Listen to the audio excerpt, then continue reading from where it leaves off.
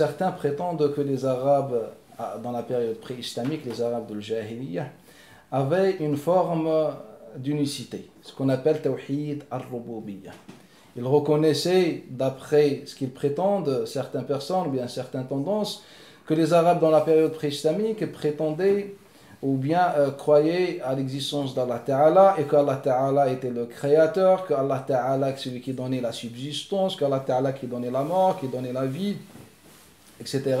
Et que leur seul problème c'était at-tawhid de ce qui s'appelle Tawhid al-Uluhiyyah, l'unification de l'adoration.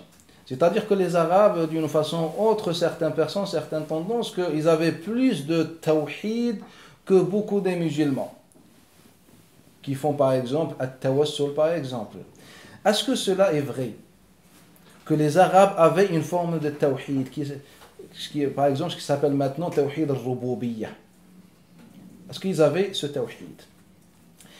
Moi j'appelle ça, c'est le mensonge du siècle, que les Arabes avaient une forme de tawhid, que rububiyyah ou autre chose. Et cela on va les découvrir dans le Coran et dans le Sunnah, bi'idhnillahi ta'ala, et dans la vérité.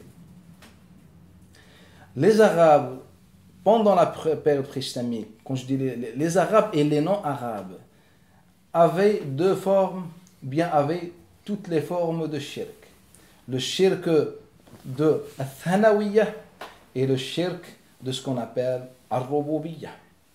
C'est-à-dire que les Arabes, avant l'islam, ils ne croyaient pas que Allah Ta'ala il est unique, ni dans son essence, ni dans son existence. Ils pensaient qu'il n'y avait pas que Allah Ta'ala comme existant. Il y avait d'autres dieux avec lui, qui ont la définition d'Allah Ta'ala, ou bien d'un Seigneur.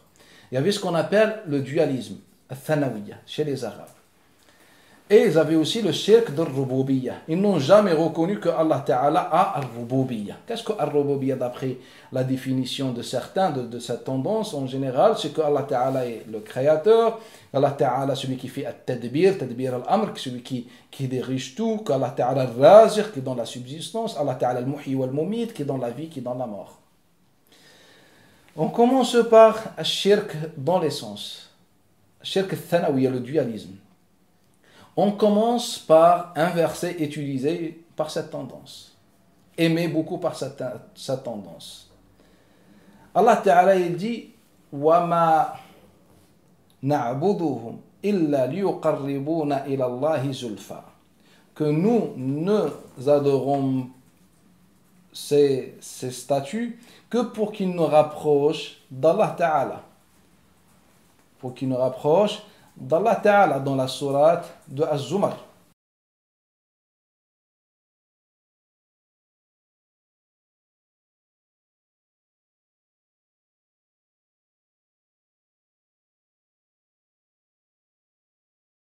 Et ça serait bien, c'est, on prend le livre d'Allah Ta'ala, on ouvre la sourate de Zumar, le deuxième et le troisième verset, pour comprendre comment les gens ne lisent pas le Coran al-Karim, comment les gens sont manipulés par des paroles qui sont belles car ils utilisent un verset, mais manipulés. Même le Coran al-Karim, il n'est pas à l'abri de la manipulation de l'Wahhabiyya.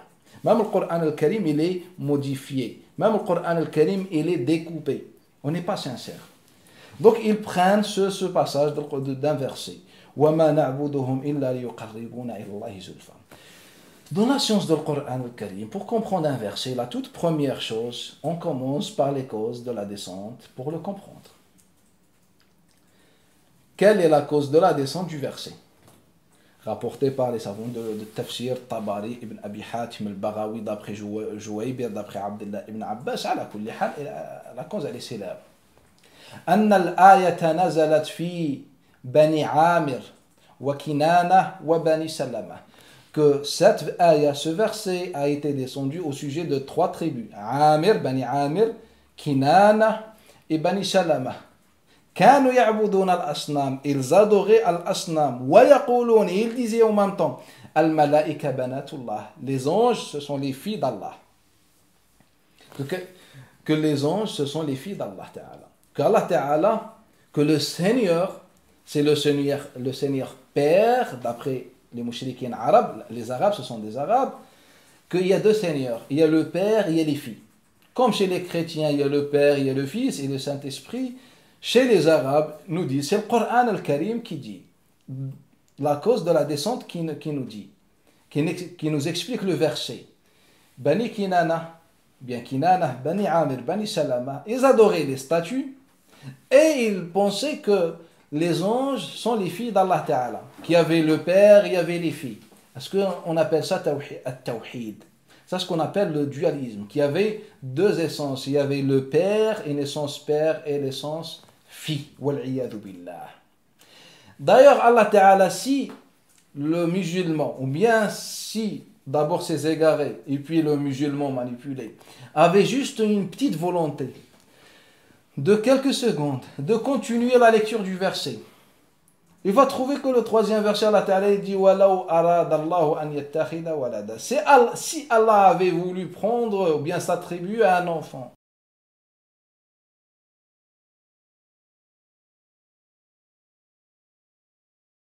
Donc Allah il nous explique que le contexte parle de ceux qui prétendent qu'Allah Ta'ala a des enfants. Qu'il n'y a pas que le Seigneur unique dans son essence. Il y a un Seigneur Père et une autre fille, un Seigneur fille, wal'iyadu billah. C'est ça la croyance des Arabes et le Coran al-Karim le confirme. Lisez juste le verset suivant. Qu'Allah Ta'ala il nous dit dans le sens, si Allah Ta'ala avait voulu s'attribuer à un enfant, et on continue le verset. Allah Ta'ala donc nous explique le contexte. On a la cause de la descente. On a le Coran al-Karim, Allah Ta'ala témoigne, nous dit, voilà pourquoi le Coran, pourquoi ce verset. Il nous explique le Coran al-Karim, il réfute ce que les Arabes prétendent. Car les Arabes, ils disent dans ce verset, Allah Ta'ala transmet leurs paroles, il nous dit que juste ils adorent ces statues, c'est juste pour qu'ils se leur rapprochent d'Allah Ta'ala. Allah nous explique qu'ils ont caché autre chose, une autre croyance. Qu'est-ce qu'ils ont caché? Ils n'ont pas les autres unicités, ils ont caché autre chose, ce qu'on appelle le dualisme de l'essence. Et la troisième chose, Allah Ta'ala nous a dit clairement, c'est sa parole, nous a dit clairement que ce que les Arabes dans ce verset ont prétendu est un mensonge. Naam. La fin du verset, Allah Ta'ala dit Inna Allah la yahdi man huwa kadhibun kaffar. Allah ne guide pas le menteur. Donc Allah il nous dit ce que les Arabes disent est un mensonge. Ce n'est pas vrai, ils n'adorent pas ces statues pour qu'ils les rapprochent d'Allah Ta'ala. Ce n'est pas vrai, Allah Ta'ala dit Inna Allah la yahdi man huwa kadhibun kaffar. Et regardez ceux qui lisent le Coran al-Karim, que Allah Ta'ala, à chaque fois, il rapporte une parole des mécréants, il ne dit jamais que ce sont des menteurs. Il dit ce sont des mécréants. Regardez Allah Ta'ala ce qu'il dit dans un autre verset. لَقَدْ كَفَرَ الَّذِينَ قَالُوا إِنَّ اللَّهَ ثَالِثُ ثَلَاثَةٍ. Ceux qui ont dit qu'Allah Ta'ala c'est un troisième de trois, ثَالِثُ ثَلَاثَةٍ, ont mécru. Il ne leur a pas dit ils sont menteurs et mécréants. Non, ils ne sont pas menteurs. Ce qu'ils disent c'est vrai. C'est leur croyance. Ils croient, c'est leur croyance. Donc ce qu'ils disent, ils donnent vraiment leur croyance. Donc Allah Ta'ala il dit juste sont mécréants. Mais quand il s'agit de ceux qui inventent, Allah Ta'ala leur dit vous êtes menteurs et de plus vous êtes mécréants.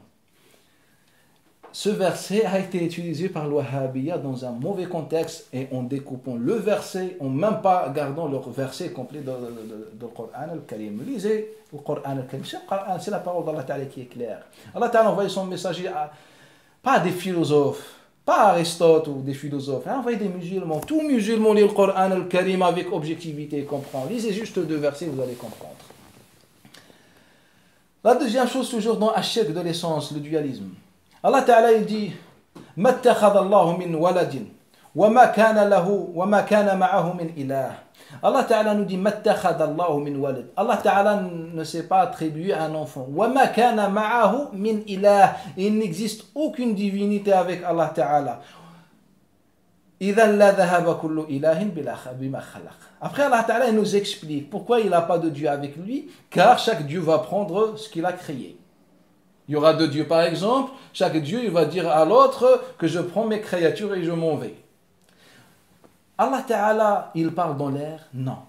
Il parle avec des gens qui n'existent pas, qui n'ont pas cette croyance. Il parle avec des gens qui ont cette croyance, qui pensent bien que Allah Ta'ala n'est pas seul, qu'il y a deux divinités ou bien plus. Donc c'est pour ça Allah Ta'ala il leur dit, Allah Ta'ala n'a pas d'enfant et Allah Ta'ala il n'a pas d'autre ilah avec lui. Sinon, chaque ilah va prendre son Dieu. Allah Ta'ala il dit dans le Coran al-Karim لو كان فيهما آلهة إلا الله لفسدتا. S'il y avait autre Dieu que Allah Ta'ala, la terre et les cieux vont être dans le désordre. Il parle avec des gens qui existent ou qui n'existent pas, avec des gens bien sûr qui existent. Et ce sont des Arabes dans le verset. Il leur dit qu'il n'y a pas des dieux, il y a un seul Dieu, c'est Allah Ta'ala. Pourquoi il leur dit ça? Et pourquoi il donne l'argument à Allah Ta'ala? Il leur dit que s'il y a plusieurs dieux, il y aura un désordre. C'est un argument, ce qu'on appelle al-qiyas al-sharti al-munfasil. Le raisonnement conditionnel, si c'est bien traduit. Ala kulli hal. Il parle avec des gens qui existent et avec des gens qui ont bien cette croyance. Il leur dit non, il n'y a qu'un seul Dieu, car s'il y a plusieurs dieux, il y aura un désordre. Et ce sont des Arabes. Donc, est-ce que les Arabes, ils avaient la croyance, l'unification, mais juste ils adoraient pas Allah Ta'ala? Non, ils étaient dans un shirk. Le sens réel de shirk, c'est le dualisme. Ils ne pensaient pas qu'il y a un seul Dieu. Il n'y a aucun verset dans le Coran al-Karim, ni un hadith du prophète sallam qui montre que les Arabes, ils avaient tawhid al-rububiyya, ce que les gens se prétendent.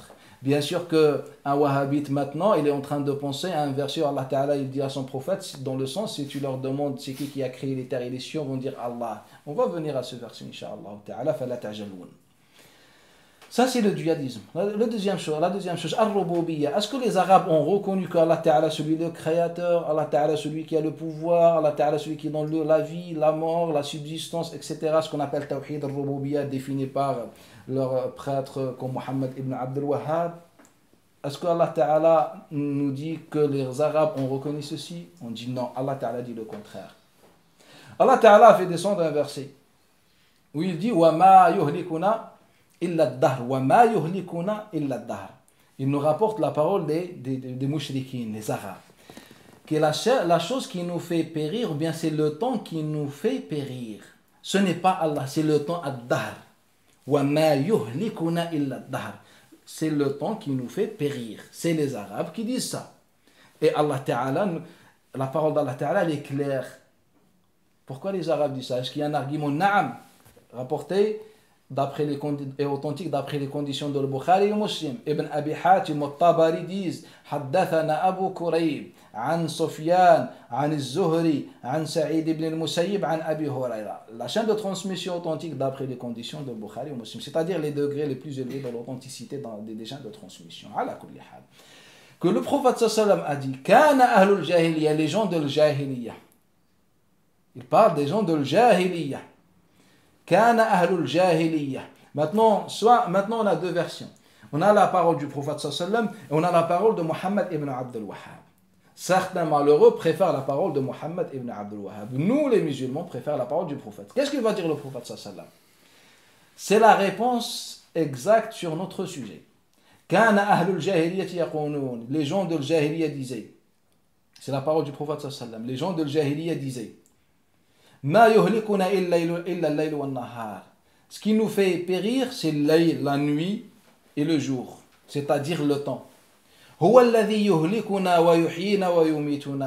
C'est le temps qui nous fait périr, qui nous donne la vie, qui nous donne la mort. On prend la parole du prophète sallam ou la parole d'un compagnon qui vient de Uyayna. Maintenant, c'est la sincérité qui répond. Le verset est clair, commenté et expliqué par le prophète sallam, authentique d'après les conditions de Bukhari et Muslim. Qu'est-ce qu'on veut de plus? Ou bien on préfère la version de Mohammed ibn Abdul Wahhab et dans son livre At-Tawhid, et que son livre c'est le livre, malgré qu'il contient peu de hadiths, contient environ même pas 120 hadiths, alors que ces hadiths sont entre les mensongers et daïf et très faibles, et certains hadiths authentiques. Et toutes les traces rapportées dans le livre de Mohammed ibn Abdul Wahhab, c'est-à-dire toutes les paroles des compagnons sans aucune exception dans ma connaissance depuis longtemps, ala kulli hal, on peut dire 99% des paroles des compagnons pour commenter les versets sont très faibles. Ala kulli hal, on revient. On a le prophète sallallahu nous explique, il nous décrit les gens de l'jahiliya. Et on a la version de Mohammed ibn Wahhab, qui nous dit non, ils étaient masha'Allah, ils reconnaissaient al-rububiyya. Car rububiyya alors qu'il disait que c'est le temps qui fait périr. Car rububiyya alors qu'il disait que c'est le temps qui donne la vie, qui donne la mort. Allah Ta'ala il dit dans le Coran al-Karim وَيُخَوِّفُونَكَ بِالَّذِينَ مِن دُونِهِ. Ils te font peur avec leur statut ou bien par leur statut. وَيُخَوِّفُونَكَ بِالَّذِينَ مِن دُونِهِ. Là, on revient au verset qui est utilisé par le Wahhabiyya. وَلَئِنْ سَأَلْتَهُمْ مَنْ خَلَقَ السَّمَاوَاتِ وَالْأَرْضَ لَيَقُولَنَّ اللَّهُ. Si tu leur demandes qui c'est qui a créé les terres et les cieux, vont dire que c'est Allah Ta'ala.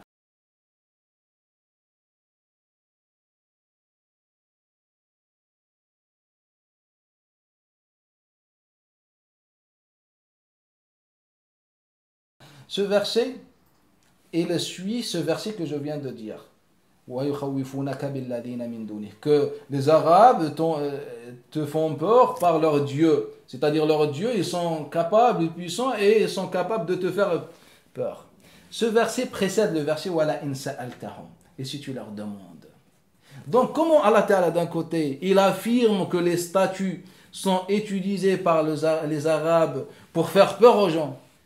Donc si un Arabe utilise une statue pour faire peur, il pense vraiment que cette statue fait peur, c'est-à-dire a un pouvoir. Car le prophète sallallahu dit aux Arabes, suivez Allah Ta'ala, croyons Allah Ta'ala. Ils leur disent non, nos Arabes, ou bien nos statues. Donc ils utilisent leur statue face à Allah Ta'ala. Et Allah Ta'ala il nous dit, ils te font peur par cela, par leur statut. Et juste après, il nous dit et si tu leur demandes qui c'est qui a créé les terres et les cieux, ils vont dire que c'est Allah Ta'ala. Donc, le verset n'indique pas une réponse de mushrikin. Il indique s'ils se mettent à l'évidence, ils vont reconnaître que Allah Ta'ala le créateur. Car in dans la langue arabe, c'est shart. Et le mot in est utilisé dans le Coran al-Karim. Prenez le Coran al-Karim et lisez-le entier. Vous allez trouver à chaque fois in, souvent le in c'est quelque chose qui ne se réalise pas. C'est-à-dire on suppose, si tu leur demandes, et le prophète n'a jamais posé cette question, c'est-à-dire s'ils se mettent à l'évidence, ils vont reconnaître. Naam, même le pire des athées, s'il se met à l'évidence face au signe d'Allah Ta'ala, il va dire Naam, la ilaha illallah. Mais malheureusement, il a sa propre croyance. Malheureusement, donc, les Arabes pensent que leurs statuts ont un pouvoir. Et c'est pour ça, au sujet du même verset, Ibn Abi Hatim nous rapporte, d'après Qatada, aussi on en rapporte Ibn Abi Shayba et les autres d'après Abdullah ibn Abbas, que le prophète sallallahu alayhi wa sallam a envoyé Khalid ibn al-Walid dans un shi'b min al-shi'ab, dans un quartier, Lihadmi al-Uzza, pour qu'il détruise al-Uzza. C'est une statue qui s'appelle al-Uzza. Donc quand il est arrivé, le gardien, le gardien de al-Uzza, car à chaque statue il y avait un gardien, quelqu'un qui prend soin d'elle, lui dit Ya Khalidou, le gardien il dit à Khalid ibn al-Walid, Ya Khalid, inna laha quwwa la yaqumu ilayha shay. Cette statue a un pouvoir que aucune personne n'est capable de se faire face à cette statue. Donc c'est le khadim, le servant, le gardien de statue dit que cette statue a un pouvoir absolu. Ils me disent non, ils avaient tawhid al-rububiyya. Quel tawhid al-rububiyya? Alors qu'il fait peur, il dit non, elle a un pouvoir. Alors que Khalid ibn Walid il vient en disant la ilaha illallah Allahu akbar. Donc il lui dit non, elle a un pouvoir absolu. Non, face à toi, ya Khalid et à Allah Ta'ala, yani ton Seigneur, ma statue elle est puissante, dit ce gardien. Allah Ta'ala, dans le Coran al-Karim, était clair. Il nous dit وَاتَّخَذُوا مِن دُونِ اللَّهِ آلِهَةً لِيَكُونُوا لَهُمْ عِزًّا. Dans une autre version, وَاتَّخَذُوا مِن دُونِ اللَّهِ آلِهَةً لَعَلَّهُمْ يُنصَرُونَ. Ils ont pris d'autres dieux en dehors d'Allah Ta'ala comme soutien, comme soutien. يَكُونُوا لَهُمْ عِزًّا لَعَلَّهُمْ يُنصَرُونَ, comme un soutien. Donc, Allah Ta'ala nous affirme qu'ils ont pris d'autres dieux à la place d'Allah Ta'ala comme soutien. Alors que le prophète sallallahu venait avec la ilaha illallah. Donc il lui disait non, on a les statuts. Et Muhammad ibn Abdel Wahhab sur son âne, il vient nous dire non, il y avait tawhid al-rububiyya. On a le Coran al-Karim, on a la parole des hommes. Il faut faire le choix une fois. L'imam ibn Abdel Bar nous rapporte que dans l'isti'ab, dans la biographie d'imam ibn Tha'laba, et le hadith il est rapporté par l'imam al-Bukhari, et quand il a embrassé l'islam, il est revenu chez lui, il est retourné chez sa tribu, en leur disant, ou bien en insultant Allah wal Uzza, deux statues. Ils ont dit ittaqil judam, ittaqil baras, ittaqil junun. Fais attention al-junun, de la folie. Fais attention de al-judam, c'est une maladie de la peau contagieuse. C'est-à-dire, fais attention, sinon tu vas être atteint par nos statuts. Faqala waylakum.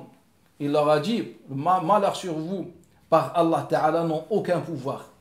Donc Imam ibn Tha'laba témoigne qu'ils pensaient qu'il y avait un pouvoir. Et eux, bien sûr, ils ont utilisé comme argument le pouvoir, soi-disant pouvoir des statues. Mais ils avaient bien cette croyance. Donc Imam ibn Tha'laba leur dit non, oui, que les malheurs sur vous, elles n'ont aucun pouvoir.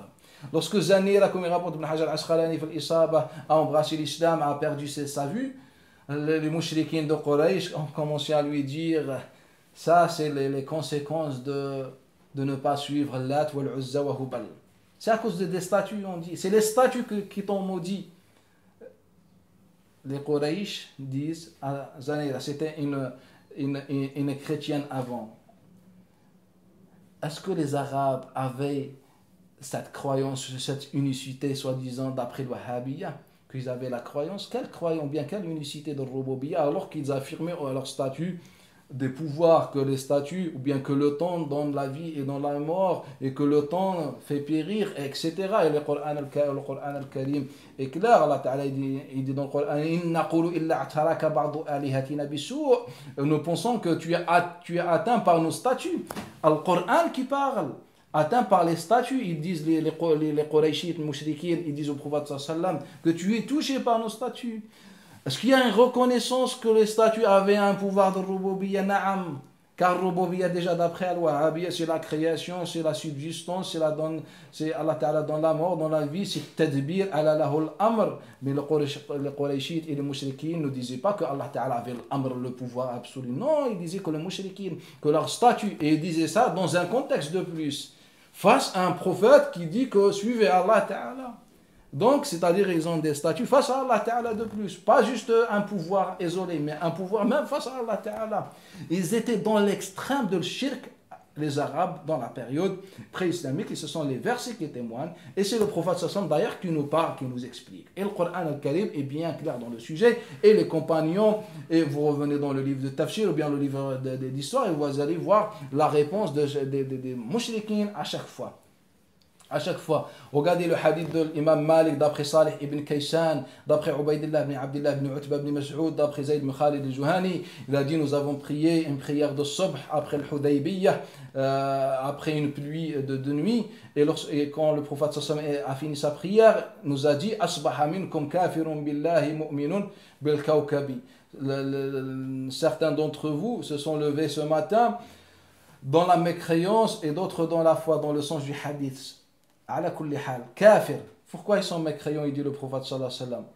Qala li amma al-kafiru billahi falladhi yaqulu mutirna binu'i kadha.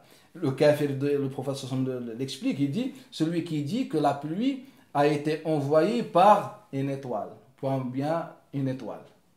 Donc, même dans l'époque des compagnons, il y avait encore cette race pour le prophète sallallahu alayhi wa sallam et essayer de lutter contre elle. Et cela nous prouve que il y avait vraiment un grand shirk de Rububiyya. Car ils pensaient que ce n'était pas Allah qui est dans la pluie. Ou bien il y avait quelque chose avec Allah qu'on appelle les étoiles. C'est grâce aux étoiles, pas grâce à Allah Ta'ala. C'est grâce aux étoiles, pas grâce à Allah Ta'ala. Et les hadiths sont notoires. Il faut juste revenir à la sincérité. Revenir d'abord, il faut être sincère pour qu'on puisse comprendre. On a la parole d'Allah, la parole du prophète sallallahu alayhi wa sallam et la parole d'un homme isolé, tout seul,